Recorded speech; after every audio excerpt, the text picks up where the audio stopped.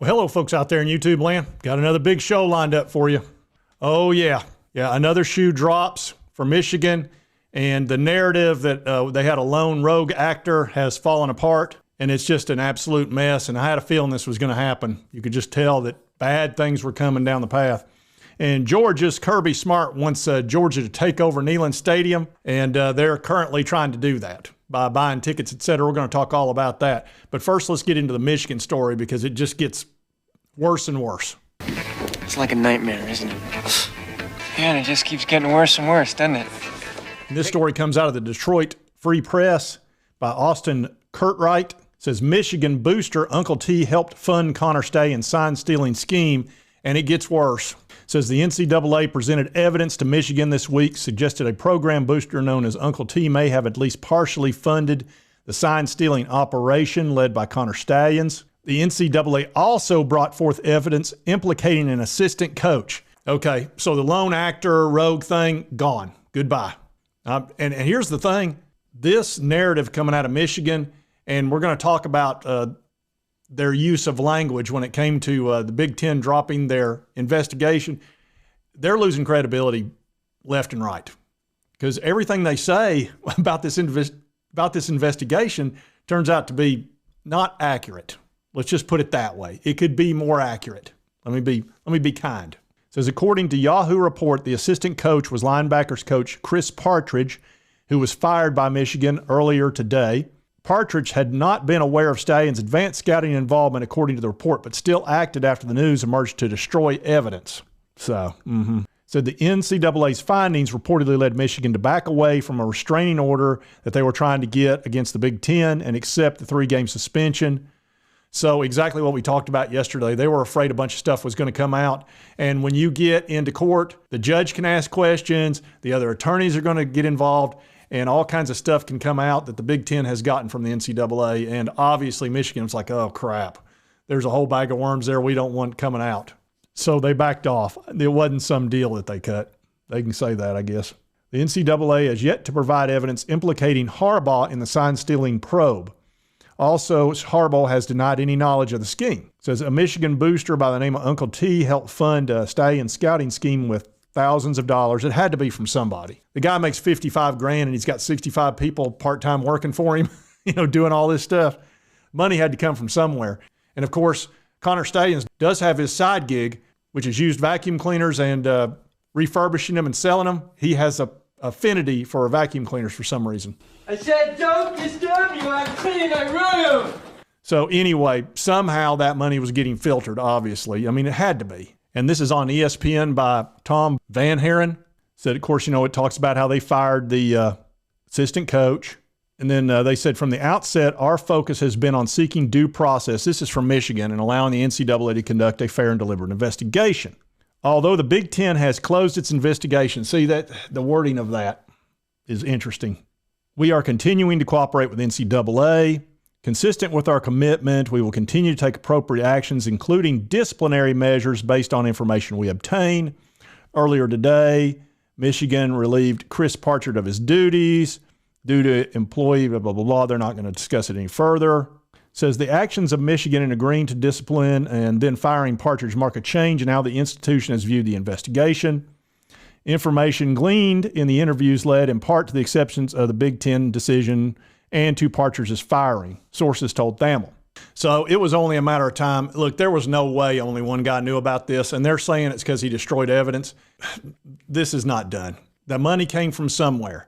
These other coaches had to have some knowledge of what's going on some level. Otherwise, why are you destroying evidence? And they fired the assistant coach. So there's just more coming. And for the Michigan fans, look, man, I'm not over here enjoying your pain. I've been through this 2 years, 3 years ago. We went through the same thing, only this is worse. The one good thing we had going for us is we didn't like our head coach, which was Jeremy Pruitt, so we were glad to see him go. But 2 years of the NCAA basically hanging a cloud over us sucked. It was really unfortunate, and it kind of bummed us out, and that's what y'all are going through right now. You're at the first of it, and this is going to be probably quite a bit worse, and Michigan needs to start cooperating. Otherwise, they're going to get hammered. You can just count on it. they're going to go after these coaches at some point. Harbaugh is going to deal with the lack of institutional control and all that stuff. Really, probably the best thing to do is just try to win every game and try to win a natty, because it'll probably get taken, but they won't be able to take the memories away if you do win it, And honestly, at this point, that's what you can hang your head on, which is probably what I would do. Just go ahead and try to win as many games as you can, because I don't see Harbaugh being your coach much longer, maybe to the end of this year.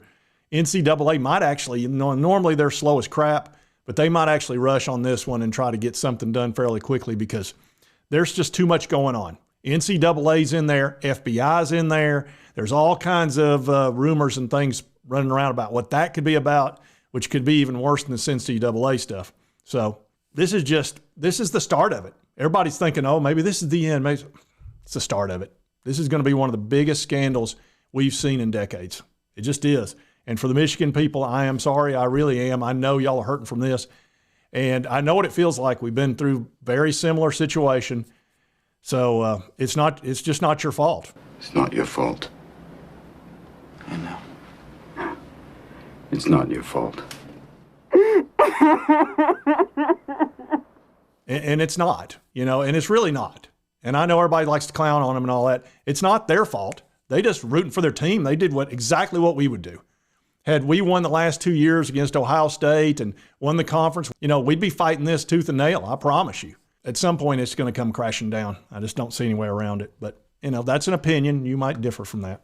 Now let's get into one Kirby Smart and the Georgia Bulldogs trying to take over Neyland Stadium. And I have gotten comment after comment after comment. I don't need a news story to tell me what's going on. They're trying to buy up our tickets and come up here and put a bunch of red in Neyland and take it over and have a party at our expense. That's what's happening, Tennessee Vols fans. We can't let that happen. That'll be a disaster. It's going to be bad enough if we do lose the game, and I can't find anybody that thinks we're going to win this ball game. Vegas at least has us at a 10-point deficit, which most people think it's about 20. We'll see how this goes. Look, we've not lost a game in Neyland in 2 years, so the energy is going to be on our side. Georgia just shut down the East by beating Ole Miss into oblivion last week, so it is possible that they might have a letdown week. And maybe Tennessee will show up because they're so embarrassed about that stupid game against Missouri. So we'll see what happens. I would not be shocked if we gave them a good game, but it could go bad too. But we cannot let them take over Neyland. We're not Vanderbilt. Good grief. So at some point, you got to just say, no, this is not going to happen. No. You insulted him a little bit. You got a little out of order yourself. No, I didn't insult him. I didn't insult Insulted him a little bit. So I'll be watching that game closely tomorrow. I'm sure I'll have a live reaction afterwards. Let's see, the game's at 3:30. It'll probably be, 3.5 hours after that. I'll probably be doing a reaction around 7-ish, something like that. But we'll see how it goes. It'll be a fun game to watch. I hope it goes reasonably well or really well. Look, Neyland is magical. We know that. Maybe we pull off a huge upset and salvage this season and get to 9 wins. Otherwise, I think we're stuck at 8-4, and that's not satisfactory with Heupel as our head coach. That's his worst case scenario, honestly. But we got Nico coming next year, so there's plenty to look forward to. And I think we'll get to see him pretty soon. Not in this Georgia game, though. I don't think so. And if you like this content, be sure to hit that like button. Lets me know to continue to cover my Vols, the SEC, the Big Ten, Michigan. I'm staying on top of this thing. This is the most intriguing story I've seen in a long time. And the easiest way to keep up with it is just hit this little subscribe button right here, and it'll send you my videos, and you can keep up with it that way if you like my content. And right over here is the most recent video YouTube thinks you'll enjoy. And we'll see you next time on Sports Talk Jay.